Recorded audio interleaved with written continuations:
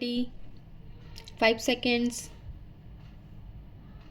Start.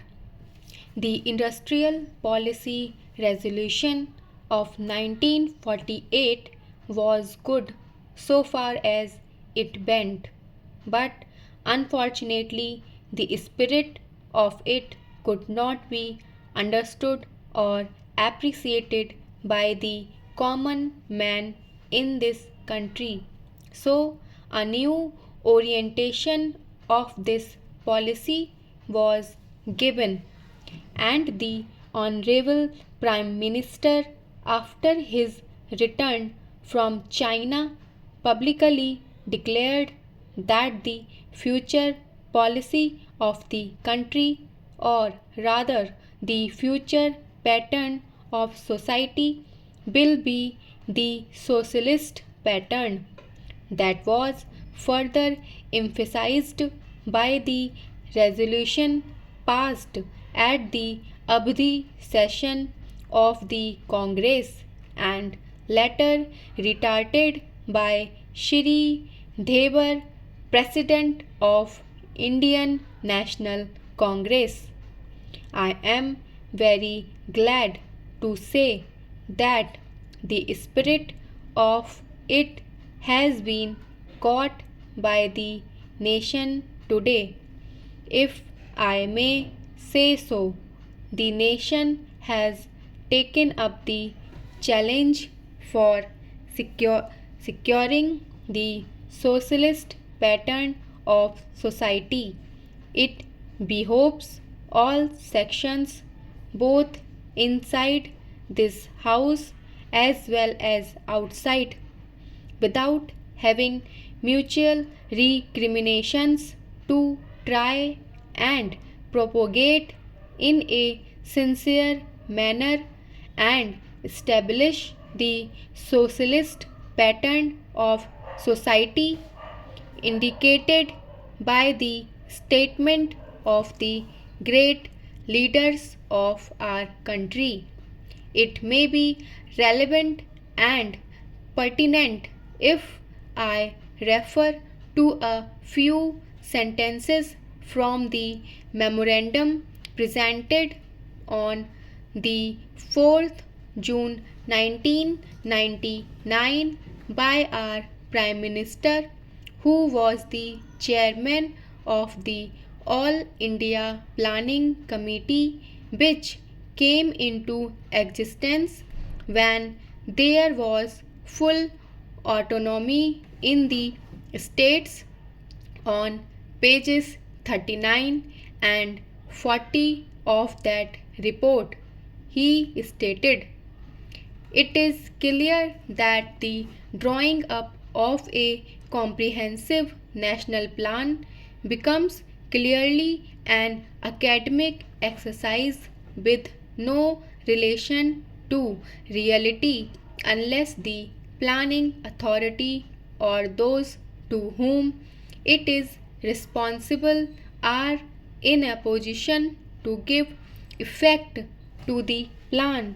If this authority is powerless or circumscribed or restricted and has limited activities, it cannot plan.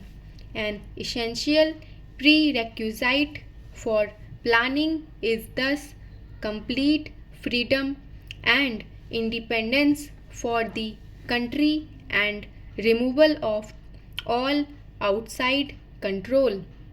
This implies that the country possesses in itself full sovereign authority to take any measures, adopt any policies, and form any relations with other countries as may seem best to its governing authority in the interest of the country and its people.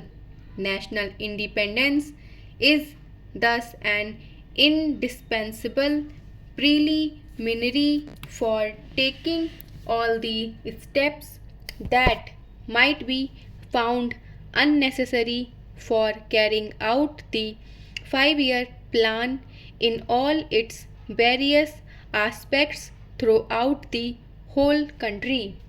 At the present moment, it is clear that not only have we in India no national independence, but we are hazed in and obstructed by numerous restrictions, limitations, safeguards, and reservations which block the path to planning and progress. Our plan for national development must therefore be drawn up for a free and independent India. Thanks to the sacrifice made by millions of our countrymen and countrywomen under the leadership of the father of the nation, Mahatma Gandhi, we have today secured complete sovereign political independence at a time when the nations of the world were engaged in the bitterest struggle using all the weapons of destruction. If therefore we have secured political independence during the period of a quarter of a century, it should not be difficult, especially when we are today masters in our own country, to secure a socialist pattern of society, as has already been indicated. But it requires the assistance, the propaganda, the active work of all those who are interested in this.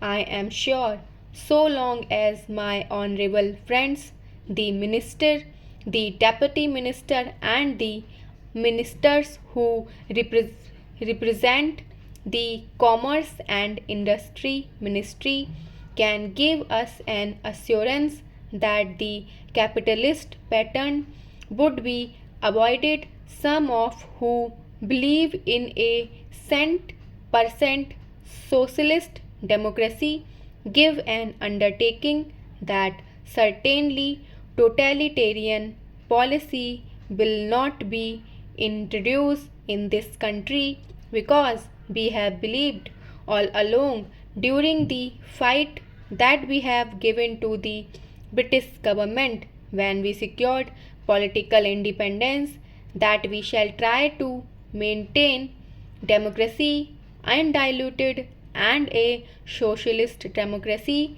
At that, I am absolutely certain that in this country of ours, liberty of thought, liberty of speech, and liberty of action will be guaranteed to every citizen to express his views in the manner he pleases. I therefore assure my honorable friend that so long as we do not, in the garb of a socialist pattern, support a capitalist system, India will stand 100% for a socialist democracy.